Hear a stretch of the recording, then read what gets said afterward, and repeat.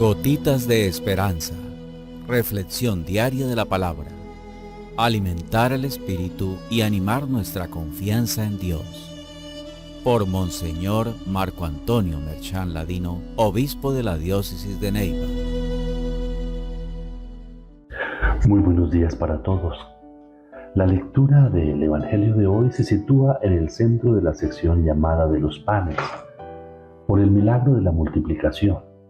Así que el tema principal pues es el del alimento, sobre todo el del compartir la mesa entre judíos y paganos. Esto debido a la rigurosidad que los hebreos tienen desde siempre para comer.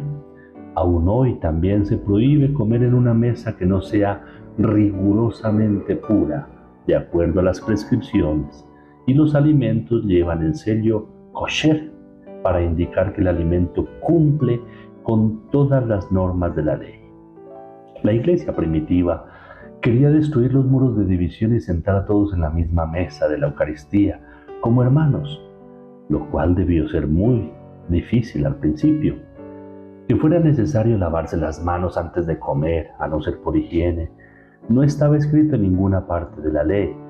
Era una norma nacida de la tradición oral.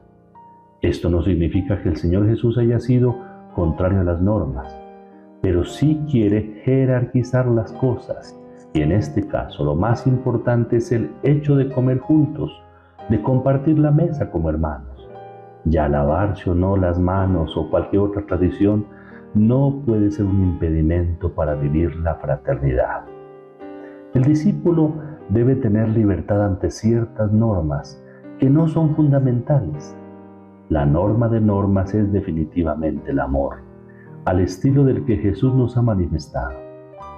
Lo anterior tiene que ver con la queja del Señor a sus discípulos, que no comprendieron la realidad de su presencia en el signo de los panes, y refleja también la ceguera de los fariseos y escribas, críticos acérrimos del Señor que permanecían ciegos y sordos a la realidad del amor que se les proponía.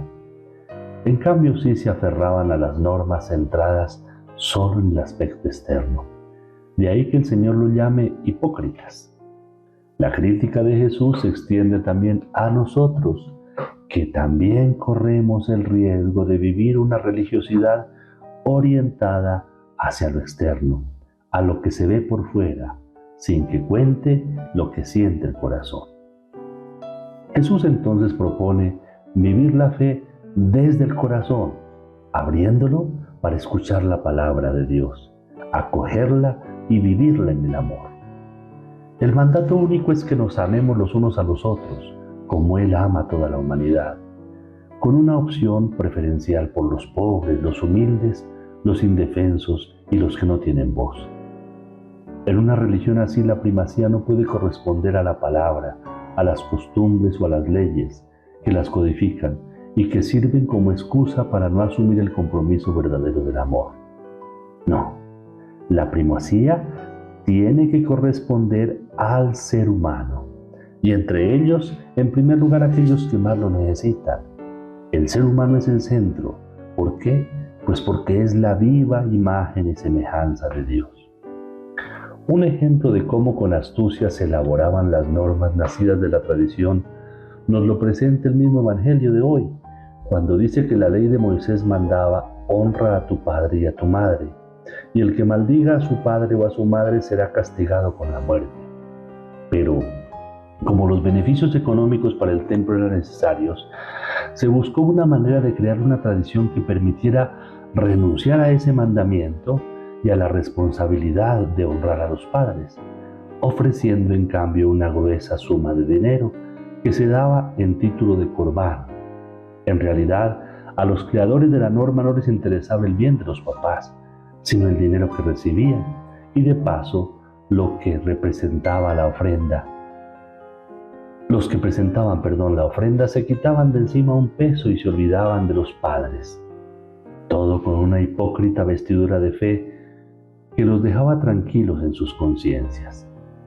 Como cristianos tenemos que afirmar que ninguna ley es superior al amor por Dios y por el hermano, ni siquiera la ley religiosa.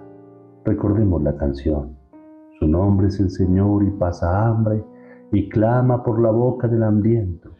y muchos que lo ven pasan de largo, acaso por llegar temprano al templo, o acaso ocupados en sus rezos, o acaso seguros y al calor de su dinero. Esto nos cuestiona. Jesús nos cuestiona nuestra manera de vivir la fe. Ojalá tengamos oídos para escuchar esta palabra y ojos para ver la centralidad del amor en nuestra vida de fe. Demos gracias a Dios, recibamos la bendición. El Señor esté con ustedes. Y la bendición de Dios Todopoderoso, Padre, Hijo y Espíritu Santo, descienda sobre ustedes y los acompañe siempre. Amén.